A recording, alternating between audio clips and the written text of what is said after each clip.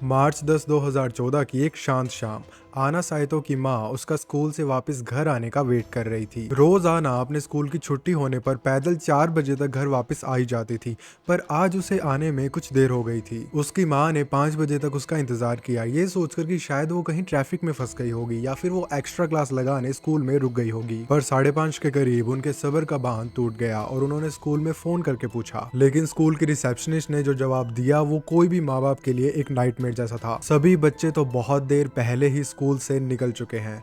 ये बात सुनकर आना की मॉम बहुत ज्यादा डर गई और घर से बाहर जाकर सभी नेबर से चिल्ला चिल्ला कर पूछने लगी, क्या किसी ने मेरी बेटी आना को देखा? पर अनफॉर्चुनेटली कोई भी नेबर को उसकी कोई खबर नहीं थी। आखिर एक 13 साल की बच्ची अकेली कहाँ जा सकती है? वो अपनी बच्ची की टेंशन में डूबे हुए थे कि उन्हें एक लेटर आया जो कि आना की हैंडराइटिंग में लिखा हुआ था। उस लेटर के अंदर लिखा हुआ था, मुझे घर और स्कूल से एक ब्रेक चाहिए, मैं कुछ दिन अपनी एक फ्रेंड के घर पे रुकूंगी। पर जो एना को जानता था उसके लिए ये लेटर बहुत अजीब था। एना ऐसा कभी नहीं करेगी। वो एक ब्राइट वेल बिहेव लड़की थी जो हर बात अपने पेरेंट्स से शेयर करती थी। मिडिल स्कूल में होने के बावजूद वो स्टूडेंट काउंसिल का हिस्सा थी, एक टैलेंटेड बैले डांसर थी और वो बहुत डिसिप्लिन थी। उस लेटर को पढ़ने के बाद उन्होंने आना के सभी दोस्तों को कॉन्टेक्ट किया, पर उन्हें पता चला कि वो उनमें से किसी के साथ भी नहीं है। Frightened to death, Anna's parents called the nearest police station and filed a missing report. क्या ये लेटर सच में आना ने लिखा था या फिर इस हैंडराइटिंग के पीछे एक बहुत ही दर्दनाक सच्चाई है? तो वीडियो शुरू होने से पहले प्लीज इस चैनल को सब्सक्राइब कर दीजिए। और आज का केस है एक बहुत ही वियर्ड जापानीज एक्सपेरिमेंट के बारे में,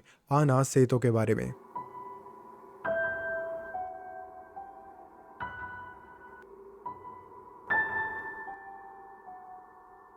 आज के इस केस में हम एक ऐसी यूनिवर्सिटी स्टूडेंट के बारे में बात करेंगे जो ना ही सिर्फ एक अच्छी फैमिली से बिलोंग करता था, पर वो पढ़ाई में भी बहुत अच्छा था। Kabu Terachi. Kabu was born in 1992 and both his parents were successful business owners. उसके पापा एक सिक्योरिटी अप्लायंस कंपनी के सीईओ थे। उनके पास काफी पैसा था, पर फिर भी वो कभी भी प्रिविलेज बिहेव नहीं करता था। उल्टा वो अपने पैशन के पीछे पूरे जुनून से भागता था और उसका पैशन था एरोनॉटिक्स। एरोनॉटिक्स पढ़ने के लिए काबू कैलिफोर्निया तक चला गया, जहां सिर्फ 4 महीने में उसने अपना पायलट लाइसेंस भी ले लिया। लाइसेंस मिलते ही 2013 में वो वापस टोक्यो आया और चीबा यूनिवर्सिटी से अपनी स्टडीज परस्यू करने लगा। लेकिन काबू दूसरे स्टूडेंट जैसा नहीं था, वो उनसे थोड़ा इंट्रोवर्टेड था। थोड़ा नहीं, ये कह लो कि वो ज्यादातर टाइम अकेले ही रहता था। उसके बाद उसके क्लासमेट्स उसे बुली करने लगे, उसे एक लोनर बुलाने लगे। उनका कहना था कि काबू जब भी किसी चीज में इंटरेस्ट दिखाता था तो वो उस चीज से पूरी तरह ऑब्सेस हो जाता था। इस बुलिंग की वजह से काबू के ऊपर काफी नेगेटिव इफेक्ट्स होने लगे। वो अपने पेरेंट्स के साथ भी नहीं रहता था। उसके पेरेंट्स उससे कुछ ही दूर आइकिडा में रहते थे और वो चीबा में बिल्कुल अकेला पड़ गया था। तो वो एनिमे और मांगा से ऑब्सेस होने लगा। पूरा पूरा दिन बिना किसी से बात किए वो मांगास पढ़ते रहता। हमारे काफी केसेस में हमने ये देखा है कि स्टूडेंट्स आउटकास्ट होने के बाद मांगा में कंफर्ट ढूंढने लगते हैं, एनिमेज में कंफर्ट ढूंढने लगते हैं। पर क्या ये उनकी मेंटल हेल्थ के लिए ठीक है? क्योंकि वो एक्चुअल सोशल इंटरेक्शन से कम वाकिफ होते हैं और मांगा की स्टोरी से ज्यादा। These obsessions set an unrealistic idea of the world around them, which in our stories has never turned out nice. अब काबू ये सोचने लगा कि अगर कोई और उसकी सिचुएशन में होता जहां उसके सब सोशल टाइज कट कर दिए जाते तो वो कैसे रिएक्ट करता। This curiosity got the better of him. वो इस आइडिया से ऑब्सेस होकर ये रिसर्च करने लगा कि कैसे वो किसी को ऑब्जर्व कर सकता है। और उसने सोचा कि अगर वो कोई स्कूल गोइंग टीनेजर हो तो वो उसके सोशल क्यूज और ट्रस्ट को भी ऑब्जर्व कर पाएगा, क्योंकि जो टीनेजर्स होते हैं they are more receptive, right, they are more vulnerable compare to the adults. उसके लिए ये रिसर्च काफी नहीं थी। उसने एक लाइव एक्सपेरिमेंट करने का सोचा, जिसके लिए उसे एक ह्यूमन की जरूरत थी। अब कोई अपनी मर्जी से तो ऐसा करने से रहा, तो उसने सोचा कि क्यों ना वो कोई वल्नरेबल स्टूडेंट को किडनैप कर ले। पर ये देखना बहुत जरूरी था कि उसका एम कौन होगा, ऐसा कोई जिसे वो इजीली मैनिपुलेट कर सके। और वो फिजिकली इतना स्ट्रॉन्ग नहीं था, तो ही प्रेफर्ड अ यंग गर्ल। वो आसपास के एरिया सर्च करने लगा और तब उसे पता चला असाका शहर के बारे में। असाका काबू के फ्लैट से लगभग 1.5 घंटे दूर था। असाका कॉमनली एक बेडरूम कम्युनिटी के नाम से फेमस है। बेडरूम कम्युनिटी उसे कहते हैं जहां के लोग वहां सिर्फ रात को सोने आते हों और दिन में काम करने कहीं और दूसरे शहर में जाते हों। असाका के 40% लोग भी मेट्रो से काम करने टोक्यो जाते हैं, तो बहुत हाई चांसेस है कि अगर वो यहाँ की किसी लड़की को किडनैप करेगा तो उस टाइम उसके माँ बाप घर पे नहीं होंगे। यही नोटिस करते ही वो असाका में आने जाने लगा ताकि वो एरिया से फैमिलियर हो सके। और यही उसने नोटिस किया कि एक लड़की रोज स्कूल से घर अकेले पैदल जाती है और ये लड़की कोई और नहीं बल्कि आना सेतो ही थी। काबू ने 1-2 दिन आना को फॉलो किया, उसका नाम जानने की कोशिश की उसके घर की नेम प्लेट से उसे उसके मम्मी पापा का नाम तो पता चल ही गया था कि एक दिन उसे उसके घर के अंदर एक पोट पड़ा जो कि हैंड पेंटेड था और उस पोट के ऊपर आना का नाम लिखा हुआ था, जहां से उसे आना का नाम भी पता चल गया। अगले दिन फिर से काबू आना का स्कूल से घर तक पीछा करने लगा, लेकिन इस बार वो बिना तैयारी के नहीं था। जैसे ही आना अपने घर के पास पहुंचने लगी, काबू ने उसका रास्ता रोक दिया। आना बहुत कंफ्यूज थी, वो क्लूलेसली उसे देखने लगी। तभी उसने अपनी कार की विंडो नीचे की और आना को उसके पूरे नाम से बुलाया, जैसे कि वो आना को जानता हो। उसने कहा कि मैं तुम्हारे पेरेंट्स का लॉयर हूँ और मुझे तुम्हें ऑफिस लेके जाना है। और इसके बाद उसने एक और बॉम्ब गिरा दिया। उसने कहा कि तुम्हारे पेरेंट्स का डाइवोर्स हो रहा है। एक 13 साल की मासूम बच्ची आना के लिए ये सब झटके से कम नहीं था। She was only 13 year old. उसे पता भी नहीं था कि कोई आदमी इतनी बड़ी बात इतने कॉन्फिडेंस के साथ झूठ कह सकता है। वो बेचारी अपने पेरेंट्स के बारे में सोचकर, डाइवोर्स के बारे में सोचकर रोने लगी और उसकी कार में बैठ गई। कार का गेट बंद होते ही काबू अपने असली प्लान को एग्जीक्यूट करने लगा। वो उसे और भी ज्यादा मैनिपुलेट करने लगा। उसने आना से कहा कि तुम्हारे माँ बाप बहुत ज्यादा डेट में डूबे हुए हैं और वो तुम्हें मार कर तुम्हारे ऑर्गन्स ब्लैक मार्केट में बेच कर वो कर्जा चुकाना चाहते हैं। और तो और उसने आना को विश्वास दिलाने के लिए एक फोर्ज्ड वॉइस रिकॉर्डिंग भी सुनाई, जिसके अंदर ऐसा लग रहा था कि उसके माँ बाप उसे बेचने की बात कर रहे हैं। आना का छोटा सा दिल इतना सब कुछ सुनकर कांप उठा और तब काबू ने एक गार्डियन एंजल होने का ड्रामा शुरू किया। उसने कहा, पर मैं तुम्हें बचा सकता हूँ, मैं तुम्हें उनसे खरीद रहा हूँ, तुम मेरे साथ सेफ रहोगी। छोटी सी आना इस बात से बिल्कुल बेखबर थी कि काबू उसे लॉयर्स ऑफिस में नहीं ले जा रहा था, बल्कि चीबा में अपने खुद के अपार्टमेंट में ले जा रहा था। काबू का अपार्टमेंट चीबा के एक ठंडे सुनसान एरिया में था, जहाँ आसपास की बिल्डिंग्स में भी ज्यादा मूवमेंट नहीं होती थी। काबू ने अपनी कार एक पुरानी सी बिल्डिंग के नीचे रोकी, जिसका रंग भी पुराना था, उड़ा हुआ था और जैसे हर दीवार उदासी से भरी हुई थी। As soon as Anna stepped the stairs, she was welcomed with a strange smell. The kind of smell you get in rotten fruits. बंद कमरों की हवा और कुछ अजीब सा जिसे आना समझ नहीं पाई। उस फ्लैट के अंदर फर्नीचर बिल्कुल ना के बराबर था। बस एक पुराना बेड, एक पुराना टेबल और एक पतला सा मैट्रेस जमीन पे बिछाया हुआ था। खिड़कियों पर बड़े मोटे पर्दे थे जो रोज की धूप को भी अंधेरों में डुबा देते थे। लाइट बहुत कम थी और जो भी थी वो पीली सी डिम सी जल रही थी, जैसे कि कोई पुरानी मूवी का हॉरर सीन हो। आना का छोटा सा दिल और भी छोटा पड़ गया। उसे लग रहा था जैसे कि वो कोई दूसरी ही दुनिया में आ गई हो, एक ऐसी जगह जहां से वापस जाना बहुत मुश्किल था। और काबू, उसके चेहरे पे एक मुस्कुराहट थी जो किसी प्रेडिटर की होती है, अपने शिकार को अपने जाल में पूरी तरह फंसाने के बाद वाली मुस्कुराहट। काबू आना को उस 1.5 घंटे की कार राइड में काफी मैनिपुलेट कर चुका था और फ्लैट में आते ही उसने आना को एक लेटर लिखने को कहा, जिससे उसके माँ बाप को ऐसा लगे कि आना खुद से घर छोड़ के गई है और वो पुलिस में रिपोर्ट ना करें। पर ये लेटर अपना काम नहीं कर पाया। जैसे कि हमें पता है, लेटर के मिलते ही उसके पेरेंट्स ने एक मिसिंग रिपोर्ट फाइल कर दी थी और खुद भी पूरी शिद्दत से अपनी बेटी को ढूंढने लगे। अथॉरिटीज को पता चलते ही उन्होंने हर जगह आना के पोस्टर्स लगा दिए,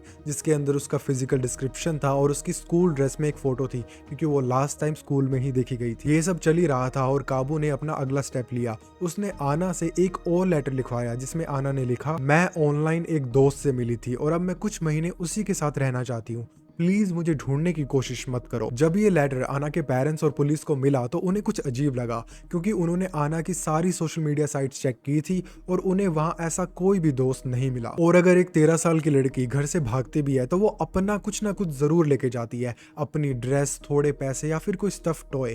पर आना का तो कुछ भी मिसिंग नहीं था। आना का अपने घर से चले जाना बिना कोई वजह के ऐसे ही उसके पेरेंट्स को बहुत अजीब लग रहा था। वो जानते थे कि उनकी बेटी ऐसा कभी नहीं कर सकती, पर जो पुलिस वाले थे वो इस केस को थोड़ा लाइटली ले रहे थे, क्योंकि उन्हें लग रहा था कि क्या पता आना खुद से घर से भाग गई हो और शायद कुछ ही टाइम में वापस आ जाए। जहां एक तरफ पुलिस को स्ट्रिक्ट स्टेप्स नहीं ले रही थी, वहीं दूसरी तरफ काबू अपने अपार्टमेंट में आना को एक प्रिजनर की तरह रखने लगा, कंप्लीटली लॉक्ड। किसी भी विंडो तक का एक्सेस नहीं था उसके पास। She spend days without sunlight. हमने जो previous Japanese kidnapping cases cover किए हैं, the worst one of course Junko Furuta, और इस केस में ये फर्क है कि काबू ने कभी भी आना को फिजिकली अब्यूज नहीं किया। वो उसे टाइम पे खाना देता था और उसने कभी भी उस पर हाथ नहीं उठाया। उसका मोटिव था कि आना भी उसकी तरह सोसाइटी से बिल्कुल आइसोलेटेड फील करे, उससे ये लगे कि उसे कोई प्यार नहीं करता और दुनिया में वो अकेली है, उसका कोई नहीं। It's so weird. वो बस आना को ऑब्जर्व करना चाहता था। वो उसे किसी एक्सपेरिमेंट की तरह ट्रीट कर रहा था, उसे ह्यूमन मान ही नहीं रहा था, which is so worse. I mean, to physically abuse someone is one thing, but to mentally destroy them, to systematically attack their mindset, it's a whole another level of psychopath. Kabu अपने इस experiment से पहले actually काफी research कर चुका था। उसने कुछ जापानीज कल्ट्स के थ्रू फॉलोड प्रैक्टिसेस के बारे में भी पढ़ा था, जहां से उसे पता चला कि मॉर्निंग ग्लोरी एक फ्लावर है जिसके सीड्स एक इंसान को एक हेल्यूसिनेटिंग स्टेज में ले जा सकते हैं। वो रोज सुबह आना को इन सीड से टी बना कर देता और जब वो सबकॉन्शियस स्टेट में होती तो वो रेपिटेडली उसे कहता, तुम्हें तुम्हारे पेरेंट्स बिल्कुल प्यार नहीं करते, तुम इस दुनिया में एकदम अकेली हो। और ये चीज वो उसे एक नोटबुक में बार बार लिखने को भी कहता, जिसे वो बाद में रिव्यू करता। ये मेथड्स जो ये आना के ऊपर यूज कर रहा है, ये एक्चुअली में एक वेल रिसर्च प्रैक्टिस थी। क्या आपने कभी द इल्यूजनरी ट्रूथ इफेक्ट का नाम सुना है? ये एक थ्योरी है जो प्रूव करती है कि अगर कोई फॉल्स इन्फॉर्मेशन किसी के सामने रेपिटेडली बोली जाए तो वो धीरे धीरे उस पर बिलीव करने लगते हैं, चाहे वो इनिशियली उससे कितना भी डिसएग्री क्यों ना करते हो। कहते हैं कि जो हमारा ब्रेन होता है वो सेम चीजों को एक्सेप्ट करना इजी समझता है rather than learning new things or making new opinions। काबू इस पूरे किडनैपिंग पीरियड के टाइम एक नॉर्मल स्टूडेंट की तरह चीबा यूनिवर्सिटी में भी जाता था, जहां किसी को पता नहीं था कि ये आदमी कितना बड़ा राज छुपा रहा है। काबू अब कभी कभी अपने अपार्टमेंट का गेट खुला छोड़ के चला जाता था, जैसे उसे लगता था कि आना अब पूरी तरह उसके कंट्रोल में है। He was so confident that he started being careless, और ये उसकी पहली गलती थी। अप्रैल 2014 में एक दिन आना ने अपने अंदर हिम्मत जुटाई और उसने सोचा कि अगर अभी भी उसने कुछ नहीं किया तो वो शायद पूरी जिंदगी यहीं फंसी रह जाएगी। वो अपार्टमेंट से निकल के धीरे धीरे चल के बिल्डिंग से नीचे पार्क में गई, ये उम्मीद लेकर कि शायद उसकी कोई मदद कर दे। पार्क में वो काफी डरी हुई थी, काफी नर्वस थी। उसे ऐसा लग रहा था कि जैसे वो कुछ बहुत गलत कर रही है। वो हेल्पलेस थी, पर फिर भी अपने पेरेंट्स के पास वापस जाना चाहती थी, अपने पुराने अपने हैप्पी डेज को याद कर रही थी। तभी उसकी नजर एक औरत पे गई जो अपने छोटे से बच्चे के साथ उसकी तरफ चली आ रही थी। आना ने अपने मन में सोचा कि शायद उसे इनसे मदद मांगनी चाहिए। वो उस औरत के पास गई और उनसे पूछा, क्या आप मुझे मेरे पेरेंट्स के पास जाने में मदद कर सकती हैं? पर जो उस औरत का रिस्पॉन्स था, दैट एडेड टू काबूज मैनिपुलेशन। मेरे पास और भी बहुत काम है, मुझे अपने बच्चे को संभालना है। और फिर वो माँ अपने बच्चे के साथ आगे बढ़ गई। आना की आंखें आंसुओं से भर गई थी। उसे बहुत ही अकेला और मजबूर फील होने लगा। एक औरत जो खुद भी एक माँ है, कैसे एक हेल्पलेस मजबूर बच्चे की मदद करने से मना कर सकती है? अरे खुद पेरेंट्स के पास ले जाना तो छोड़ो, वो तो उसे पुलिस के पास भी नहीं लेके गई, या उसने पुलिस को कॉल तक नहीं किया। She was that ignorant। थोड़ी ही देर में आना को एक पुलिस पेट्रोल कार भी दिखी। उसने पुलिस ऑफिसर्स के साथ आंखें मिलाई और भागकर उनके पास जाने ही लगी थी कि तब तक वो पुलिस कार वहां से चली गई थी। उसे डर भी लग रहा था कि अगर काबू को पता चल गया कि वो ऐसे नीचे फ्रीली घूम रही है तो ना जाने वो उसके साथ क्या करेगा। और उसे ये भी कंफ्यूजन थी कि शायद उसके पेरेंट्स उसे वापस बुलाना ही नहीं चाहते। थोड़ी शाम होने पर आना ने फिर से एक एल्डरली लेडी से मदद मांगी, पर उन्होंने भी आना को बिल्कुल इग्नोर कर दिया। ऑनेस्टली ये बस एक 13 साल की बच्ची जिसे ऑलरेडी इतना ब्रेन वॉश कर दिया गया है, और आज जब ये हिम्मत जुटाकर बाहर निकली है तो सब इसे इग्नोर कर रहे हैं, कोई इसकी मदद नहीं कर रहा, जिससे इसे इस बात का यकीन हो गया है कि कोई इससे प्यार नहीं करता। आखिर में हार मानकर वो खुद ही अपार्टमेंट में वापस लौट गई। काबू अब मोस्टली गेट को लॉक करके ही जाने लगा। काबू कभी कभी उसे ग्रोसरी शॉपिंग भी लेके जाता, पर वो पूरे टाइम उसका हाथ कस के पकड़ के रखता ताकि वो डरी रहे और उसे ये लगे कि काबू उसकी केयर कर रहा है। शायद ये भी काबू की एक टेक्निक थी to develop Stockholm syndrome in Anna. Stockholm syndrome में एक हॉस्टेज को ऐसा लगने लगता है कि उसका जो किडनैपर है वो उसकी काफी केयर कर रहा है, और जो उसका किडनैपर होता है वो उसके बारे में काफी पॉजिटिवली सोचने लगते हैं। ये सब काफी लंबा चलता रहा। घंटे महीनों में बदल गए और महीने 2 सालों में। जी हाँ, ये सब 2 सालों तक चलता रहा। The whole world was moving forward but Anna's life was stuck in that small room with a strange man. इसी दौरान काबू ने अपनी इंजीनियरिंग डिग्री कंप्लीट कर ली और फिर बिना किसी डर के, बिना किसी हेजिटेशन के वो आना को लेकर एक नए शहर में भी शिफ्ट हो गया। सोचिए, एक 13 साल की लड़की जो कभी पार्क में मदद मांग रही थी अब इतनी टूट चुकी थी, हार मान चुकी थी कि पूरा का पूरा घर शिफ्ट हो रहा है, और उसने भागने की कोशिश तक नहीं की। ना वो चीखी चिल्लाई, ना वो रोई, ना उसने किसी से कुछ कहा, क्योंकि उसकी नजरों में काबू तो उसे रोज खाना देता था और काबू ने उसे कुछ टॉयज भी ला के दिए थे, और वो उसे फिजिकली अब्यूज भी नहीं करता था जो मोस्टली किडनैपिंग केसेस में होता है। पर एक्चुअल में काबू का माइंड जितना कॉम्प्लेक्स था, जिस लेवल पे वो सोच रहा था, एक 13 साल की बच्ची वो कॉम्प्रीहेंड भी नहीं कर सकती। आप ये मत सोचिए कि काबू इतना बुरा इंसान भी नहीं है, क्योंकि एक्चुअली में काबू आना को अपना पेट समझता था, hence all the food and the toys, क्योंकि वो आना को एक इंसान नहीं अपने कुत्ते की तरह ट्रीट करता था। वो शुरुआत से ही आना को एक सब्जेक्ट मानता था। ये सब करना एक छोटी सी बच्ची के साथ उसका बचपन छीन लेना उसके लिए बस एक एक्सपेरिमेंट था। और सबसे अजीब बात, काबू के जो नेबर्स थे उन्हें तो ये भी पता नहीं था कि उसके साथ उसके अपार्टमेंट में कोई और भी रह रहा है। उन्हें तो ये लगता था कि काबू एक ग्रेजुएट स्टूडेंट है जो अकेला रहता है। एक दिन जब सब कुछ हमेशा की तरह उदास और थका हुआ था, आना को काबू के कंप्यूटर स्क्रीन पर कुछ दिख गया। उसने देखा एक मिसिंग पोस्टर, उसी का चेहरा था और पोस्टर के नीचे लिखा था please help us find our daughter Anna. और पोस्टर पे उसके माँ बाप की तस्वीर भी थी, आंखों में उदासी, उम्मीद और अपने बच्चे के लिए बहुत सारा प्यार। इतने महीने, इतने सालों में आना को पहली बार ये लगा कि उसके पेरेंट्स उसे भूले नहीं है, वो अभी भी उसे ढूंढ रहे हैं। This poster, this one thing was enough to give her all the courage in the world. उसने ठान लिया कि अब वो वापस जाएगी अपने घर, अपने माँ बाप के पास। उसने अपना मौका देखा। किचन के कोने में कुछ कॉइन्स पड़े थे, शायद $2-3। काबू का शायद उन पे ध्यान नहीं गया था। आना ने चुपके से वो कॉइन्स उठाए और एक दिन जब काबू बाहर गया था, वो फिर से हिम्मत करके वहां से भाग गई और इस बार किसी स्ट्रेंजर की हेल्प मांगने नहीं, बल्कि खुद की हेल्प खुद करने। भागते भागते घबराते हुए आना एक कन्वीनियंस स्टोर पे पहुंच गई। वहां उसने देखा एक टेलीफोन बूथ। उसके हाथ कांप रहे थे, आंखों में आंसू थे, पर आज उसमें हिम्मत थी। उसने वो कुछ डॉलर्स मशीन में डाले और अपनी माँ का नंबर डायल किया।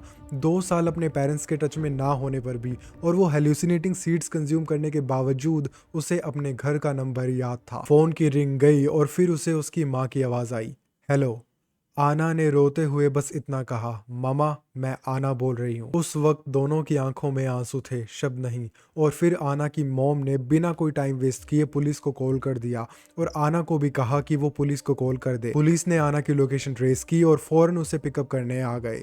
2 साल का टॉर्चर अब जाके खत्म हुआ था। वो आना जो एक दिन अपने घर से स्कूल जाने के लिए निकली थी, आज 2 साल बाद अपने घर वापस लौट रही थी, लड़कर, जीतकर। पुलिस ने आना को सेफली उसके घर पहुंचाया और उसके पेरेंट्स ने देखा कि उनकी बच्ची फिजिकली वेल है और उन्होंने राहत की सांस ली। ऑब्वियसली अगर एक लड़की 2 साल के लिए घर से गायब हो जाए तो हम सब जानते हैं कि उसके साथ क्या क्या होने की पॉसिबिलिटीज होती हैं। पर थैंकफुली काबू ने इन 2 सालों में आना को कभी फिजिकली हार्म नहीं किया। काबू अपने अपार्टमेंट में वापस नहीं आया क्योंकि उसने न्यूज में देख लिया था कि आना घर से भाग गई है और अभी पुलिस वालों के साथ है। पर एक आदमी ने उसे रिपोर्ट कर दिया। उसने कहा कि हमारे नेबरहुड में एक बहुत ही अजीब आदमी ब्लीडिंग नेक के साथ घूम रहा है। पुलिस को वहां जाते ही पता चल गया कि ये आदमी काबू है और उन्होंने उसे अरेस्ट कर लिया।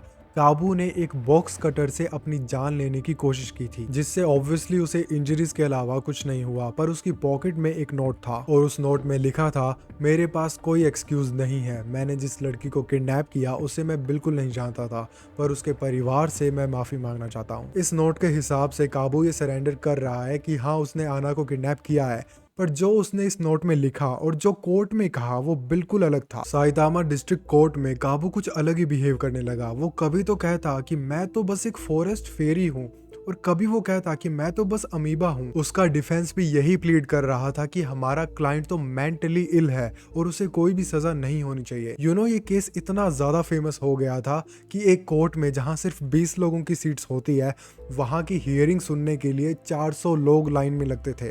डिफेंस ने ये भी प्लीड किया कि काबू ने तो आना को सिर्फ 2 हफ्ते ही अपने पास रखा था, उसके बाद तो आना अपनी मर्जी से उसके साथ रह रही थी। पर जज ने ये बात मानने से बिल्कुल ही इनकार कर दिया, ये कहते हुए कि वो एक छोटी सी बच्ची थी जिसे ये रेगुलरली मैनिपुलेट करता था, डिसीव करता था। ऑल्दो जो काबू था, he was found to be autistic and also proven to have schizophrenia, पर इससे उसके सेंटेंस पे कोई फर्क नहीं पड़ा। उसे 9 साल का प्रिजन टाइम मिला। जो प्रोसिक्यूटर्स थे वो 9 साल के प्रिजन टाइम से बिल्कुल भी सेटिस्फाइड नहीं थे, तो उन्होंने कोर्ट में दोबारा अपील किया और इस बार जज ने समझा कि अगर ये आदमी सच में मेंटली इल होता तो ये अपने एक्शंस को इतना मेटिकुलसली प्लान नहीं कर पाता। वो नहीं सोच पाता कि ये कैसे एग्जीक्यूट करना है और कैसे पुलिस से बचना है, जैसे कि वो लाइसेंस प्लेट। तो ये सब देखते हुए उसकी सज़ा 9 साल से बढ़ाकर 12 साल की कर दी गई। जो प्रोसिक्यूटर्स की एक्चुअल डिमांड थी वो तो 15 साल की थी, पर ये देखते हुए कि इस कन्फाइनमेंट के दौरान उसने कभी भी आना को फिजिकली हार्म नहीं किया, तो उसे 15 साल की सज़ा नहीं दी गई। मैं मानता हूँ कि उसने आना को फिजिकली हार्म नहीं किया और मेरे इस केस का एंड बाकी के केसेस से काफ़ी बेटर है। पर आपको लगता है कि आना अब नॉर्मल जिंदगी जी पाएगी? आना was later diagnosed with severe PTSD and anxiety. उसकी जिंदगी से 2 साल जैसे इरेज कर दिए गए हों। आना के साथ के बच्चे इस टाइम मिडिल स्कूल ग्रेजुएट कर चुके थे। उनकी ग्रेजुएशन सेरेमनी पर आना की एक दोस्त ने कहा, आज टोटल 268 बच्चे ग्रेजुएट हो रहे हैं। along with आना सेतो। आई होप वो जहाँ भी है सेफ है। उनका जो प्रिंसिपल थे वो भी बहुत काइंड थे, उन्होंने आना को एक ग्रेजुएशन सर्टिफिकेट भी दिया। काबू ने अपनी एक हियरिंग में कहा था, I was just following the instruction given by my brain. I think उसी को नॉर्मल भाषा में थॉट्स कहते हैं। यहाँ पर वो ये बताना चाह रहा था कि उसकी इंट्रूसिव थॉट्स पर कोई कंट्रोल नहीं है। क्या आपको लगता है कि काबू के जेल से निकलने के बाद भी उसका इस सोसाइटी में इतना फ्रीली रह पाना सेफ है? सोचिए उन माँ बाप पर क्या बीती होगी उन 2 साल जहाँ वो सिर्फ फ्लायर्स निकालते हुए, पोस्टर चिपकाते हुए घूम रहे थे, ये प्रे करते हुए कि काश उनकी बेटी कहीं जिंदा हो, सेफ हो। अगर आपको मेरी नरेशन पसंद आई हो तो प्लीज़ मुझे इंस्टाग्राम पर फॉलो ज़रूर कर लेना और इस वीडियो को लाइक ज़रूर करना प्लीज़। हज़ारों लोग ये वीडियोस देखते हैं पर लाइक्स बहुत कम आते हैं, तो please please please please please it's just a click the like button, okay, and leave a comment below और इस चैनल को भी सब्सक्राइब कर देना। हम 100 के से थोड़ा ही दूर हैं, तो please let's hit the goal. और मैं आपसे मिलता हूँ अगली बार एक नए केस के साथ।